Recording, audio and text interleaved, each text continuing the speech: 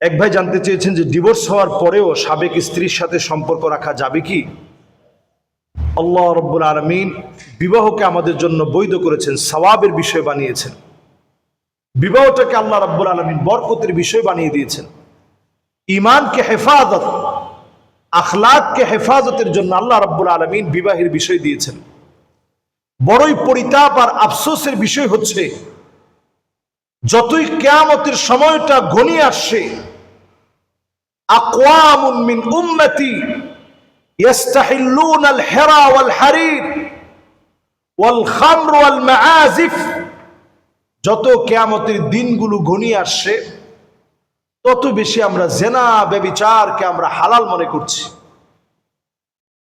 আমাদের সঙ্গে যখন স্ত্রীর ছাড়াছাড়ি হয়ে যায়, তখন এই স্ত্রীর সঙ্গে কোনরূপ সম্পর্ক রাখা, দেখা সাক্ষাৎ করা ইসলাম টোটালি আমাদের জন্য হারাম করেছেন। এই স্ত্রী আমার জন্য পর নারীর মতো, এখন সে আর আমার সুপরিচিত নয়। এই রকম কোন নারীর সঙ্গে সম্পর্কে জড়ালে আপনি জেনা করলেন। আপনি যদি বিবাহিত পুরুষ হন, আরেকটা বিয়ে করার পরেও আগের স্ত্রীর সঙ্গে সম্পর্ক রাখেন, ইসলামী শরিয়া যদি এই জমিনে কায়েম হতো, পাথর নিক্ষেপ করে আপনাকে হত্যা করা হতো। আমাদের দেশের একজন পুলিশ আমরা দেখেছি এরকম এহেন একটা কর্মকাণ্ডে জড়িত হওয়ার পরে নেক্কারজনক এমন বিষয় ঘটেছে যেটা কখনো কাম্য হতে পারে না। মুখে আনতেও আমাদের জন্য লজ্জা লাগে। তার লজ্জাস্থানে যখন ওই নারী আঘাত করেছে বিলেট দিয়ে, রক্তক্ষরণের কারণে সে দৌড়ে নিজেই হসপিটালে গিয়েছে, চিৎকার করে কাঁদতেছে। এই যে দৃশ্যগুলো পৃথিবীবাসী দেখতেছে, দৃশ্যপটের তৈরি হচ্ছে, জেনা আমাদের সমাজে একেবারে সহজ হয়ে গেছে। শয়তানের একটা কাজই হচ্ছে জেনার মধ্যে স্বাদ বাড়িয়ে দেয়া, হালালের মধ্যে স্বাদ কমিয়ে দেয়া। এটা শয়তানের একটা কাজ। শয়তান এই দায়িত্বে নিজেকে এত বেশি নিয়োজিত রাখে, সবচেয়ে শয়তান খুশি হয় কোন পরিবারের সুসম্পর্ক ভেঙে দিয়ে আসছে, এই তথ্য শোনার পরে শয়তান সবচেয়ে খুশি হয় যে ফ্যামিলিটা ভেঙে গেছে, স্বামী স্ত্রীর সম্পর্ক ভেঙে গেছে।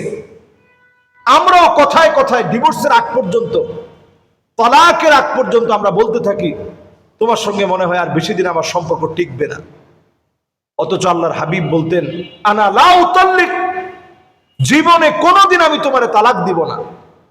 স্ত্রীদেরকে কি পরিমাণ মানসিক প্রশান্তিতে নবীজি রেখেছেন, আমি কোনোদিন তোমাদেরকে ছেড়ে দিব না। রাত্রিবেলায় ঘুরতে নিয়ে গিয়েছেন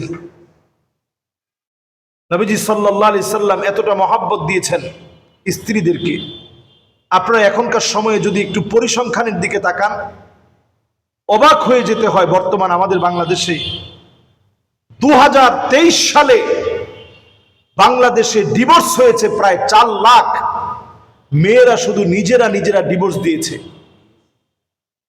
90% সংসার ভেঙে যায় শুধুমাত্র মেয়েরা একক সিদ্ধান্তে। 90% সংসার ভেঙে ফেলে।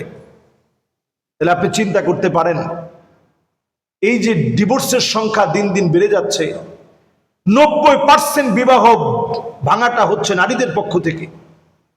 নানাভাবে সমাজ কলুষিত হচ্ছে, পুরুষ নির্যাতনের শিকার হচ্ছে। এই সময়টা আমাদের জন্য দুর্বিষহ এক যন্ত্রণার সময় হয়ে দাঁড়িয়েছে। এই আলামতগুলো আমাদের জন্য শোভনীয় নয়, অশুভ। এই আলামতগুলো সমাজের ভিতরে যখন প্রকাশিত হবে, সমাজের ভিতরে বিশৃঙ্খল একটা পরিবেশ সৃষ্টি হবে। সত্যি তাই হয়েছে আমাদের সামাজিক অবস্থায়। অবক্ষয়, ঘরে ঘরে শান্তি নেই। ঠিক এই সময়ে দাঁড়িয়ে এরকম অনেক ঘটনা ঘটছে। কখনো লজ্জাস্থানে আঘাত করা হচ্ছে, কখনো কখনো সন্তানকে হত্যা করা হচ্ছে। একই ঘটনা দেখলাম যে স্বামী তার আগের স্ত্রীকে ছেড়ে দেওয়ার পরে নতুন বিয়ে করেছে, ছোট্ট বাচ্চাকে মেরে চোখটা ফুলিয়ে ফেলেছে। কোথাও দেখা যাচ্ছে গলা টিপে বাচ্চাকে হত্যা করা হচ্ছে। এই আলামতগুলো আমাদের জন্য ভয়াবহ আলামত। এজন্য আজকের এই ছোট্ট আলোচনা থেকে বলতে চাই, এগুলো আমাদেরকে বলে দিচ্ছে পশ্চিমাদের যত অনুসরণ অনুকরণ আমরা বাড়াচ্ছি, তত বেশি সামাজিক দায়বদ্ধতা থেকে আমরা পিছিয়ে পড়ছি, ইসলামকে আমরা ভুলে যাচ্ছি। আবারও যদি আমরা আমাদের অতীত ঐতিহ্যের দিকে ফিরে যেতে চাই, আসতে হবে কোরআন সুন্নাহর দিকে। প্রতিনিয়ত স্ত্রীকে সালাম দেন, ঘরে গিয়ে স্ত্রীর সৌন্দর্যের প্রশংসা করুন, স্ত্রীকে সুন্দর সুন্দর নাম ধরে ডাকুন, এক প্লেটে খানা খাওয়ার চেষ্টা করেন, মাঝে মাঝে একসাথে গোসল করেন, প্রতিনিয়ত স্ত্রীর বিভিন্ন বিষয় বোঝার চেষ্টা করেন। অসুস্থ হয়ে গেলে স্ত্রীদেরকে আপনি অন্তত নবীজি সাল্লাল্লাহু আলাইহি সাল্লাম পাশে বসে আদর করে সূরা ইখলাস, সূরা ফালাক, সূরা নাস পড়ে ফু দিয়ে দিতেন, খবর নিতেন শরীরটা কেমন লাগে। আম্মা জানরা যখন হায়েদা অবস্থায় ছিলেন, অসুস্থ অবস্থায় ছিলেন, আরো বেশি খোঁজখবর নিতেন। এই কাজগুলো আমরা বাড়িয়ে দেই। মাঝে মাঝে স্ত্রীদেরকে ঘুরতে নিয়ে যেতেন, আমরা ঘুরতে নিয়ে যাই। আসার সময় নবীজি নাম ধরে ধরে বলতেন, জাবালুন ইউহিব্বুনা ওয়া নুহিব্বুহু, এটা উহুদ পাহাড়, এই পাহাড় আমাদেরকে ভালোবাসে, আমরা এই পাহাড়কে ভালোবাসি। এই আচরণগুলো সমাজের ভিতরে ভালোবাসা বৃদ্ধির কারণ হতে পারে। এই আচরণগুলো নবীজি আমাদেরকে শিখিয়ে গিয়েছেন। পারিবারিক শিক্ষার পাশাপাশি সুন্নতের এই শিক্ষাই আমাদের সংসারগুলোকে আলোকিত সংসার বানাতে পারে। আল্লাহ রাব্বুল আলামিন আমাদের সকলকে, যেরকম এখন আমাদের যে নিউজগুলো প্রকাশিত হচ্ছে লজ্জাজনক, ছোট ছোট বাচ্চারা এই নিউজগুলো দেখতে পারে না, একসাথে বসে দেখার মতো পরিবেশ নেই, এরকম ন্যাক্কারজনক ঘটনা আমাদের দেশে ঘটতেছে অহরহ। এই সমস্ত বিশৃঙ্খল পরিবেশ থেকে, হারাম কাজ থেকে, জেনা ব্যভিচার থেকে আল্লাহ আমাদেরকে হেফাজত করুক। আসসালামু আলাইকুম ওয়া রাহমাতুল্লাহি ওয়া বারাকাতুহু।